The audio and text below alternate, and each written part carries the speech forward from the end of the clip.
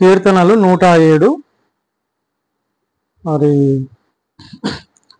6వ వచనం అక్క చదవండి. కీర్తనలు 107 6వ వచనం.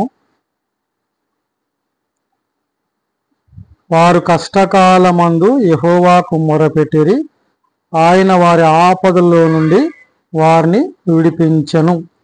7వ వచనం కూడా వారొక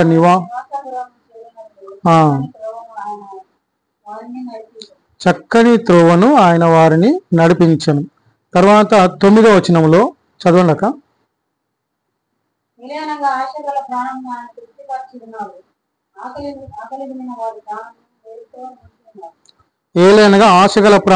ఆయన తృప్తిపరిచి ఉన్నాడు, ఆకలి గొనిన వారి ప్రాణమును మేలుతో నింపి ఉన్నాడు.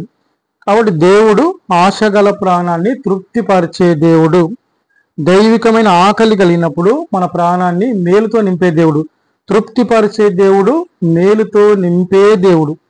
కష్టాలలో మొరపెట్టినప్పుడు వారి కష్టాల నుంచి, వారి ఆపదల నుంచి విడిపించే దేవుడు.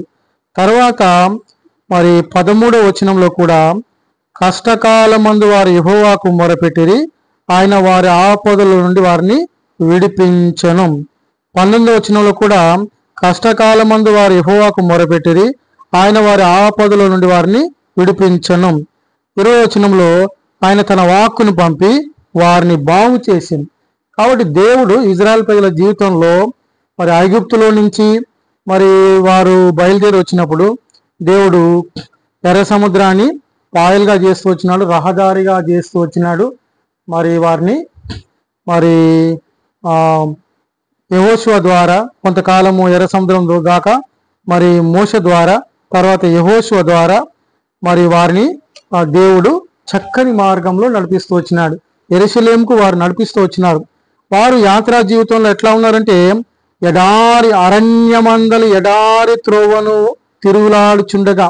కాబట్టి ఇజ్రాయెల్ ప్రజలు యాత్రా జీవితంలో ఐగుప్తు నుంచి విడుదల పొందిన తర్వాత, ఎర్ర సముద్రం నుంచి విడుదల పొందిన తర్వాత దేవుడు మోషను వాడుకున్నాడు, తర్వాత యెహోషువను వాడుకున్నాడు. తర్వాత వారి యొక్క ప్రయాణ జీవితంలో అరణ్యము ఎడారి. అయితే వారి యాత్రా జీవితానికి అది అనువుగా లేదు. ఎడారి అనుకూలంగా ఉండదు, అరణ్యము కూడా అనుకూలంగా ఉండదు. అయితే అలాంటి అరణ్యంలో ఎడారిలో వారు తిరుగుతున్నారు, వారికి నివాసపురం ఏది లేదు.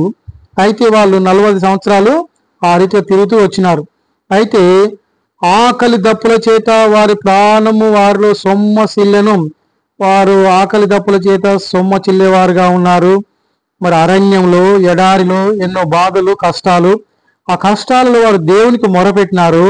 అయితే దేవుడు వారి కష్టములన్నిటిలోంచి విడిపించినాడు, వారి ఆపదలన్నిటిలోంచి విడిపించినాడు. అంతేకాకుండా వారొక నివాసపురం చేరునట్లు చక్కని త్రోవను ఆయన వారు నడిపిస్తూ వచ్చినాడు. కాబట్టి దేవుడు మన జీవితంలో కూడా ఆపదలన్నిటిలో నుంచి, కష్టములన్నిటిలోంచి విడిపించే దేవుడు. అంతేకాకుండా మరి చక్కని త్రోవలో ఆత్మీయంగా మనల్ని నడిపించే దేవుడు. ఆత్మీయంగా చక్కని త్రోవలో యేసు మార్గంలో మనల్ని నడిపించే దేవుడు. అనేకుల్ని ఆ మార్గంలో మరి మన చేత నడిపించే దేవుడు, మనల్ని నడిపించే దేవుడు, మన ద్వారా అనేకుల్ని నడిపిస్తాడు. 9వ వచనంలో ఏలయనగా ఆశగల ప్రాణమును ఆయన తృప్తిపరిచి ఉన్నాడు.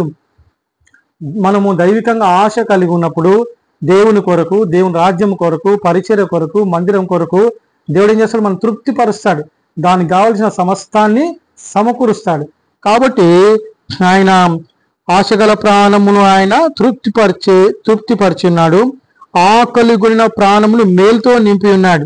కాబట్టి మానవ జీవితంలో, మన జీవితంలో ఆశ కలిగి ఉన్నప్పుడు తృప్తిపరిచే దేవుడు, ఆకలి ఉన్నప్పుడు, దైవికమైన ఆకలి కలిగి ఉన్నప్పుడు మేలుతో ప్రాణమును నింపే దేవుడు. ఆయన ప్రాణమును, ఆశగల ప్రాణమును తృప్తిపరిచే దేవుడు, ఆకలి గొనిన వారి ప్రాణమును మేలుతో నింపేవాడు. కాబట్టి ఆయన తృప్తిపరిచే దేవుడు, మేలుతో నింపే దేవుడు. కాబట్టి ఆ రీతిగా దేవుడు మరి కష్టాలు ఉన్నప్పటికీ, ఆపదలు ఉన్నప్పటికీ వారన్నిటిలోంచి విడిపిస్తాడు. ఆయన ప్రాణమును తృప్తిపరుస్తాడు, ప్రాణమును మేలుతో నింపుతాడు. తర్వాత 11వ వచనంలో కూడా కష్టకాలమందు వారు యెహోవాకు మొరపెట్టిరి, ఆయన వారి ఆపదలో నుంచి వారిని విడిపించెను. వారు కట్లను తెంపివేసి చీకట్లో నుండి, మరణాంధకారంలో నుండి వారిని రప్పించను.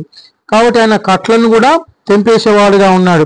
19వ వచనంలో కూడా కష్టకాలమందు వారు యెహోవాకు మొరపెట్టిరి, ఆయన వారి ఆపదల నుండి వారిని విడిపించను, తన వాక్కును పంపి వారిని బాగు చేసెను. కాబట్టి ప్రాణాన్ని తృప్తిపరిచే దేవుడు, ప్రాణాన్ని మేలుతో నింపే దేవుడు, ఆపదలన్నిటిలోంచి విడిపించే దేవుడు, మరి తన వాక్కును పంపి ఆయన బాగు చేసే దేవుడు. కనుక మరి మనము దేవుని విశ్వాసం ఉంచినప్పుడు ఇజ్రాయెల్ ప్రజల జీవితంలో చేసిన మేలు మన జీవితంలో కూడా చేస్తాడు. ఇదే అధ్యాయం 28వ వచనంలో శ్రమకు తాళలేక వారు యెహోవాకు మొరపెట్టిరి, ఆయన వారి ఆపదల నుండి వారిని విడిపించెను. తర్వాత 29వ వచనంలో ఆయన తుఫానును ఆపివేయగా దాని తరంగములు అణిగిపోయెను, అవి నిమ్మలమైనవని వారు సంతోషించిరి, వారు కోరిన రేవునకు ఆయన వారిని నడిపించెను. కాబట్టి మరి వారు కోరిన రేవునకి దేవుడు నడిపించేవాడు. మనం కోరుకున్న ఆ రేవునకు దేవుడు నడిపించేవాడు, ఆ గమ్యానికి నడిపించేవాడు. కాబట్టి మనం కోరుకున్నదా ఆ రేవునకు, ఆ గమ్యానికి దేవుడు నడిపిస్తాడు. తర్వాత మరి చూసినట్లయితే ఇదే అధ్యాయంలో 35వ వచనంలో అరణ్యమును నీటి మడుగుగాను ఎండిన నేలను నీటి ఊటల చోటుగాను ఆయన మారుస్తాడు. వారచటి నివాసపురం ఏర్పరచుకున్నట్లును పొలములో విత్తనములు చల్లి ద్రాక్ష తోటలు నాటి వాటి వలన సస్య సమృద్ధి పొందినట్లును ఆయన ఆకలి కొనిన వారిని అచ్చట కాపురముంచెను. కాబట్టి అరణ్యం లాంటి జీవితాన్ని దేవుడు నీటి మడుగుగా చేస్తాడు. ఎండిన నేల లాంటి జీవితాన్ని దేవుడు నీటి ఊటల చోటుగా చేస్తాడు. అంతేకాకుండా వారచట నివాసపురం ఏర్పాటు చేసుకొని పొలములో విత్తనములు చల్లి ద్రాక్ష తోటలు నాటి వాటి వలన సస్య ఫల సమృద్ధి పొందినట్లు. కాబట్టి ఆత్మీయ భౌతికంగా చూసినట్లయితే మరి పొలం యొక్క అనుభవము, ద్రాక్ష తోట యొక్క అనుభవము, మరి ఫలభరితమైన అలాంటి అనుభవము, తర్వాత వాటి ద్వారా సస్య ఫల సమృద్ధి. కాబట్టి మరి పంటను వేసి వాటి ఫలాలని తీసుకునే అనుభవానికి తీసుకొని వస్తాడు. అంతేకాకుండా ఆయన ఆకలి ఉన్న వారు అక్కడ కాపురం ఉంచెను, మరియు ఆయన ఆశీర్వదింపగా వారు అధికముగా సంతానాభివృద్ధి నొందిరి. కాబట్టి ఆత్మీయంగా దేవుడు ఏం చేస్తాడంటే 41వ వచనంలో అటు దరిద్రుల బాధను పోగొట్టి వారిని లేవనెత్తెను, వారి వంశమును మందవలే వృద్ధి చేసెను, యథార్థవంతులు దాన్ని చూసి సంతోషించెదరు. కాబట్టి ఆత్మీయ జీవితంలో పొలములో విత్తనములు చల్లి, అంతేకాకుండా ద్రాక్ష తోటలు నాటి, పొలం అంటే దేవుని సంఘానికి సాదృశ్యము, దేవుని ప్రజలకు సాదృశ్యం. ద్రాక్ష తోట అంటే కూడా దేవుని సంఘానికి, దేవుని ప్రజలకు సాదృశ్యం. వాటి వలన భౌతికంగా పొలం నాటితే ఎట్లయితే ఫలాలు మనం పొందుతామో, ద్రాక్ష తోట నాటితే ఫలాలు ఎట్లా పొందుతామో, మరి మనం కూడా ఆత్మీయ పొలము, ఆత్మీయ ద్రాక్ష తోట నాటి ఆ విత్తనాలు వేసి ఆ వాక్యం చల్లి ఆ సువార్త చెప్పి దాని ద్వారా మనం ఆత్మీయ ఫలాలు కూడా పొందుతాం. భౌతికంగా వ్యవసాయం చేసే ఫలము, ద్రాక్ష తోటలు నాటితే ఫలము. వ్యవసాయం చేసే రైతు ఏం చేస్తాడు, ఆ యొక్క ధాన్యం ద్వారా ఆ ఫలాన్ని సమకూర్చుకొని దాని ద్వారా సంతోషిస్తాడు. ద్రాక్ష తోటలు నాటిన రైతు ఏం చేస్తాడు, ఆ ద్రాక్ష ఫలము ద్వారా మరి సంతోషిస్తాడు. ఈ పొలము, ద్రాక్ష తోట, ఆ ద్రాక్ష ఫలములు, ఆ ధాన్యం ఏం సూచిస్తా ఉన్నాయంటే దేవుని ప్రజలకు, అవి దేవుని సంఘానికి, దేవుని ప్రజలకు, దేవుని గుంపుకు ఫలంగా మరి అవి చూపిస్తా ఉన్నాయి. కాబట్టి దేవుడు ఆ రీతిగా ఆయన పొలములో విత్తనములు చల్లే అనుభవము, ద్రాక్ష తోటలు నాటే అనుభవం, వాటి యొక్క ఫలములు పొందే అనుభవాన్ని దేవుడు దయచేస్తాడు. ఆకలి కొనిన వారిని అక్కడ పొలము దగ్గర ఉంచుతాడు, ద్రాక్ష తోట దగ్గర ఉంచుతాడు. అంతేకాకుండా వారిని ఆశీర్వదిస్తాడు. అటు దరిద్రుల బాధను పోగొట్టి వారి లేవనెత్తుతాడు, వారిని అభివృద్ధి చేస్తాడు. యథార్థవంతులు దాన్ని చూసి సంతోషిస్తారు. కాబట్టి దేవుడు కష్టములన్నింటిలో నుంచి, ఆపదలన్నింటిలో నుంచి విడిపించి ప్రాణాన్ని తృప్తిపరిచి ప్రాణాన్ని మేలుతో నింపి ఆయన మరి పొలము యొక్క అనుభవము, ద్రాక్ష తోట యొక్క అనుభవము, వాటి ఫలములు అనుభవించే అటు అనుభవంలోనికి దేవుడు మరి అటు అనుభవాన్ని దయచేస్తాడు, ఆశకల ప్రాణాన్ని తృప్తిపరుస్తాడు. తర్వాత యెషయా గ్రంథం 41:9 10 చూసుకున్నట్లయితే దేవుడు ప్రతి మానవుని ధైర్యపరచడానికి ఆయన వాగ్దానం ఇచ్చినాడు. వాగ్దానం ఇచ్చి నెరవేర్చే దేవుడు. కష్టంలో, ఇబ్బందులు, బాధలో ఈ వాక్యాన్ని మాటి మాటికి చదువుకోవాలి. దీంట్లో ఏమనుందంటే 9 10 చూసుకున్నట్లయితే భూ దిగంతముల నుండి నేను పట్టుకొని దాని కొనల నుండి పిలుచుకొనిన వాడా, నీవు నా దాసుడవనియు నేను నిన్ను ఉపేక్షింపక ఏర్పరచుకొంటినని. దేవుడు ప్రతి వ్యక్తిని ఏర్పాటు చేసుకున్నాడు తన కొరకు ఫలించడానికి, తన కొరకు తన గుణాతిశయమును ప్రచురం చేయడానికి, అనేకుల్ని చీకట్లో నుంచి వెలుగులోనికి నడిపించడానికి ప్రతి మనిషిని ఆయన ఏర్పాటు చేసుకున్నాడు. ప్రతి మనిషి దేవుని ఉద్దేశం ఫలించాలంటే అనేకులకు సువార్త చెప్పి అనేకుల్ని దేవుని ఇంటిలోకి నడిపించాలి. అందుకని ఆది కాండము 1వ అధ్యాయం కూడా దేవుడు చెప్తూ వచ్చినాడు. ఆది కాండంలో కూడా దేవుడు చెప్తూ వచ్చినాడు, మీరు ఫలించి అభివృద్ధి పొంది విస్తరించుడి.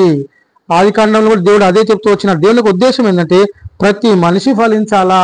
అప్పుడు పౌలు ఒక సందర్భం అంటాడు, నా ప్రయాసానికి ఫలం మీరే కారా అంటాడు. కాబట్టి మనం కూడా ఫలించాలంటే అనేకుల్ని నరకంలో నుంచి, చీకట్లో నుంచి దేవుని దగ్గరికి నడిపించాలా. కాబట్టి దేవుని యొక్క ఉద్దేశం ఏంటంటే మనం ఫలించాలా. అందుకని దేవుడు అందరిని ఏర్పాటు చేసుకున్నాడు. నీవు నా దాసుడు అనియు నేను నిన్ను ఉపేక్షింపక ఏర్పరచుకుంటున్నాను, నీతో చెప్పి ఉన్నాను, నీకు తోడై ఉన్నాను. ప్రతి మానవునికి ఈ వాగ్దానం దేవుడు ఇచ్చినాడు. దేవుడు మనల్ని ఏర్పాటు చేసుకున్నాడు. మనం ఆయన కొరకు ఫలించడానికి, అనేకుల్ని నడిపించటానికి. నేను నీతో చెప్పి ఉన్నాను, నీకు తోడై ఉన్నాను, భయపడకము, నేను నీ దేవుడినై ఉన్నాను, దిగులు పడకము, నేను నిన్ను బలపడుతును, నీకు సహాయము చేయవాడని నేనే, నీతి అను నా దక్షిణాస్తంతో నిన్ను ఆదుకొందును. నీ మీద కోపపడిన వారందరూ సిగ్గుపడి విస్మయముందెదరు, నీతో వాదించువారు మాయమైపోయి నశించెదరు. నీతో కలహించు వారిని వెదుకుదువు గాని వారిని కనుగొనలేకపోదువు. నీతో యుద్ధము చేయువారు మాయమైపోదురు, అభాగులవుదురు. నీ దేవుడిని యెహోవానగు నేను భయపడకుము, నేను నీకు సహాయము చేసేదని చెప్పుచు నీ కుడి చేతిని పట్టుకొనిచున్నాను. కాబట్టి దేవుడు మన కుడి చేతిని పట్టుకున్నవాడుగా ఉన్నాడు. 14 పొరుగు వంటి యాకోబు అంటే యాకోబు ఏ రీతిగా స్వల్పమైన వాడు, మనం కూడా పొరుగు లాంటి వారమే, స్వల్పమైన వారమే, బలహీనులమే. అయితే దేవుడు మనకు తోడుగా ఉన్నాడు. ఆయన మనల్ని తోడుగా ఉన్నాడు కనుక మనం భయపడకూడదు. పొరుగు వంటి యాకోబు, స్వల్ప జనమగు ఇజ్రాయేలు భయపడకుడి, నేను నీకు సహాయము చేయుచున్నానని యెహోవా సెలవిచ్చుచున్నాడు. కాబట్టి దేవుడు సెలవిచ్చే మాట ఏంటంటే దేవుడు సహాయం చేయుచున్నాడు, సహాయం చేస్తాడు, భవిష్యత్తులో చేస్తాడు, ఇప్పుడు సహాయం చేస్తా ఉన్నాడు. కాబట్టి మనం భయపడకూడదు. దేవుడు మనల్ని ఏర్పాటు చేసుకున్నాడు, మనకు సహాయం చేస్తాడు, తోడుగా ఉంటాడు, బలపరుస్తాడు, ఆదుకుంటాడు. కనుక మనము ఈ వాక్యాల ద్వారా మనము బలపరచబడాలా. దేవుడు వాగ్దానం ఇచ్చి నెరవేర్చే దేవుడు. మనం భయపడకూడదు, దిగులు పడకూడదు. ఆయన తోడుగా ఉన్నాడు, సాయం చేస్తాడు, ఆదుకుంటాడు. తర్వాత కీర్తన 34లో దావీదు యొక్క అనుభవం చూసినట్లయితే, నేను యెహోవా యొద్ద విచారణ చేయగా నాకు కలిగిన భయములన్నిట్లో నుంచి నన్ను విడిపించను. కాబట్టి దేవుడు తనను నమ్ముకున్న ప్రతి బిడ్డ భయములన్నింటిలో విడిపిస్తాడు. తర్వాత శ్రమలన్నింటిలో విడిపిస్తాడు, ఆపదలన్నింటిలో విడిపిస్తాడు. కాబట్టి కీర్తన 34లో 4వ వచనం, నేను యెహోవా యొద్ద విచారణ చేయగా ఆయన నాకు ఉత్తరం ఇచ్చెను, నాకు కలిగిన భయములన్నిటిలో నుండి ఆయన తప్పించెను. దావీదు దేవుడే మన దేవుడు. దావీదు జీవితాలు కూడా కష్టాలున్నాయి. దావీదు జీవితంలో సౌలు చంపుతానని భయపడి ఎక్కడికి, ఫిలిస్తీయుల దేశాన్ని పారిపోయినాడు. గొర్రెలు కాసేటప్పుడే దేవుడు ఏం చేసినాడు, సమూయేలు ద్వారా అభిషేకించినాడు. ఎవరిని? ఇజ్రాయెల్ ప్రజలకు రాజుగా దేవుడు దావీదుని సమూయేలు ద్వారా అభిషేకించినాడు. ఇజ్రాయెల్ ప్రజలకు రాజు, అభిషేకం పొందినవాడు. తర్వాత గొల్యాతుని చంపినవాడు, తర్వాత సింహాన్ని చంపినవాడు, ఎలుగు వంటి చంపినవాడు. అలాంటి మనిషే ఒక సందర్భంలో సౌలు చంపుతానని చంపడానికి ప్రయత్నం చేసినప్పుడు ఫిలిస్తీయుల రాజ్యానికి పారిపోయినాడు, ఫిలిస్తీయుల దేశానికి పారిపోయినాడు, కొండల గుహల గుండా పోయినాడు, అరణ్యం గుండా పోయినాడు, అదుమా గుహలో దాచుకున్నాడు. దావీదు జీవితంలో కూడా ఎన్నో కష్టాలు. ఫిలిస్తీయుల దేశానికి పారిపోయినాడు, అరణ్యంలో నివసించినాడు, కొండ గుహలో నివసించినాడు. అయితే దేవుడు ఏందట, ఇవన్నీ కూడా తర్ఫీదు ఇచ్చినాడు. ఇవన్నీ కూడా తర్ఫీదు ఇచ్చి దేవుడు అతన్ని స్థిరపరిచి బలపరిచినాడు. అందుకనే కీర్తనలో ఒక మాట ఉంటుంది, ఆయన మనకు కూడా తర్ఫీదిచ్చే దేవుడు. మనకు కూడా మరి తర్ఫీదిచ్చే దేవుడు, మనకు కూడా తర్ఫీదిస్తాడు. చివరి కీర్తన 144. నాకు ఆశ్రయ దుర్గమగు యెహోవా సన్నిధింపబడును గాక. ఆయన నా చేతులకు యుద్ధమును, నా వేళ్లకు పోరాటం నేర్పువాడై ఉన్నాడు. ఆయన నా కృపానిధి, నా కోట, నా దుర్గము, నన్ను తప్పించువాడు, నా కేడము, నేను ఆశ్రయించువాడు. ఆయన జనులను నాకు లోబర్చువాడై ఉన్నాడు. కాబట్టి దావీదు జీవితంలో కూడా దేవుడు ఏం చేసి వచ్చినాడు? ఆయన చేతులకు యుద్ధము, వేళ్లకు పోరాటాన్ని నేర్పినాడు. సింహముతోటి పోరాటము, ఎలుగుబంటితోటి పోరాటము, సౌలుతోటి పోరాటము, అబ్షాలోముతోటి పోరాటము, ఫిలిస్తీయులతోటి పోరాటము, చుట్టుపక్కల ఉన్న శత్రువులందరితోటి పోరాటం చేసి ఏం చేసినాడు? ఆయన తర్ఫీదు ఇచ్చినాడు, శిక్షణ ఇచ్చినాడు, తర్వాత స్థిరపరిచినాడు. క్రైస్తవ జీవితంలో అందరికీ కూడా ప్రారంభంలో కష్టాలే ఉంటాయి. దానియేలు కూడా సింహాల గోలో పడుతూ వచ్చినాడు. అయితే దేవుడు ఆయన యందు భయభక్తులు గల వారి చుట్టూ ఆయన దూతను కావాలని రక్షిస్తాడు. తన దూతను పంపి వారి నోలను మోయించినాడు. దానియేలు జీవితంలో కూడా కష్టాలు వచ్చినాయి. అయితే తర్వాత అతడు ప్రధానిగా స్థిరపడుతూ వచ్చినాడు. షడ్రక్ మేషక్ అబేద్నెగోలకు కూడా అగ్నిగుండంలో వేయబడుతూ వచ్చినారు. కష్టం, శ్రమ, బాధ. అయితే దేవుడు 4వ వ్యక్తిగా ఉన్నాడు. తర్వాత దేవుడు మహిమ నొందిన వారి ద్వారా వీరి దేవుడు పూజారుడు అని చెప్తూ వచ్చినారు. తర్వాత ఆ రాజ్యంలో వారు ఉద్యోగస్తులుగా స్థిరపడిపోతూ వచ్చినారు. షడ్రక్ మేషక్ అబేద్నెగోల జీవితంలో శ్రమలు, దానియేలు జీవితంలో శ్రమలు, దావీదు జీవితంలో శ్రమలు. ఇవన్నీ ఎందుకంటే ఇవన్నీ రావడం ద్వారా మనలో ఉన్నటువంటి దుమ్ము, ధూళి, తుక్కు ఇవన్నీ కూడా పోతాయి. బంగారాన్ని ఏ రీతిగా కొలిమిగుండా నడిపించినప్పుడు అందులో ఉన్నటువంటి మస్తు పోవాల్సినంత మస్తు అంతా కూడా పోతుంది. ఆ వెండి మూసలోకి పోయినప్పుడు అది దాంట్లో ఉన్న చెడంతా పోతుంది. ఆ రీతిగా దేవుడు తన ప్రజల్ని అలాంటి విధానాల్లో గుండా నడిపించి అన్ని సందర్భాల్లో ఎట్లా ఆదుకుంటాడో ఆ విషయాన్ని మరి బలపరిచి, స్థిరపరిచి, మరి మనకు తోడుగా ఉండి తర్ఫీదిచ్చి మనల్ని తన పాత్రగా వాడుకుంటాడు. కాబట్టి మన దేవుడు మనకు తోడుగా ఉన్నాడు. ఆయన యందు భయభక్తులు గల వారి చుట్టూ ఆయన దూత కావలుండి రక్షించింది. ఆయన మనకు తోడుగా ఉన్నాడు కనుక మనం భయపడొద్దు, దిగులు పడవద్దు. ఇవన్నీ దేని కొరకంటే భవిష్యత్తు సేవ కొరకు, భవిష్యత్తు పరిచర్య కొరకు, భవిష్యత్తులో దేవుని కొరకు నమ్మకంగా జీవించి అనేకుల్ని సంపాదించడానికి దేవుడు ఇలాంటి విధానంలో దేవుడు తోడుగా ఉంటాడు. దేవుడు ఏంటంటే ఆయన నమ్మదగిన వాడు కనుక మరి ఆయన తన ప్రజల్ని ఆయన వీడనాడడు. ఇదొక మాట చూసుకొని ప్రార్థన చేసుకున్నాం. దేవుడు తన ప్రజల్ని ఎన్నడూ కూడా వీడనాడడు. కీర్తన గ్రంథము 94లో 14 వచనము, యెహోవా తన ప్రజలను ఎడబాయి వాడు కాడు, తన స్వాస్థ్యమును విడనాడు వాడు కాడు. కాబట్టి దేవుడు తన ప్రజల్ని మరి ఆయన ఎడబాయడు, తన స్వాస్థ్యాన్ని విడనాడు. ఇజ్రాయెల్ ప్రజల జీవితంలో, యాత్రా జీవితంలో ఆయన అగ్నిస్తంభంగా ఉన్నాడు, మేఘస్తంభంగా ఉన్నాడు, ఆహారం ఇచ్చినాడు, పానీయాన్ని ఇచ్చినాడు. అంతేకాకుండా వారు కోరుకున్న అన్ని కూడా ఇస్తూ వచ్చినాడు. వారి చక్కని త్రోవలో నడిపిస్తూ వచ్చినాడు. ఐగుప్తుల్లో 10 అద్భుతాలు చేసి వారిని విడిపించినాడు. శత్రువులు లేకుండా నీళ్ళలో ముంచివేసినాడు. ఎర్ర సముద్రాన్ని రహదారుగా చేస్తూ వచ్చినాడు. 40 సంవత్సరాలు దేవుడు వారికి తోడుగా ఉండి ఏం చేసినాడు? అగ్నిస్తంభంగా తోడుగా ఉండి, మేఘస్తంభంగా తోడుగా ఉండి చక్కని త్రోవ యెరూషలేముకు నడిపిస్తూ వచ్చినాడు. కాబట్టి దేవుడు తన ప్రజల్ని విడువడు, దేవుడు తన ప్రజల్ని ఎడబాయడు. ఎందుకంటే మనకు ఆయన మరి యుద్ధమును, పోరాటము నేర్పువాడు ఆయనే.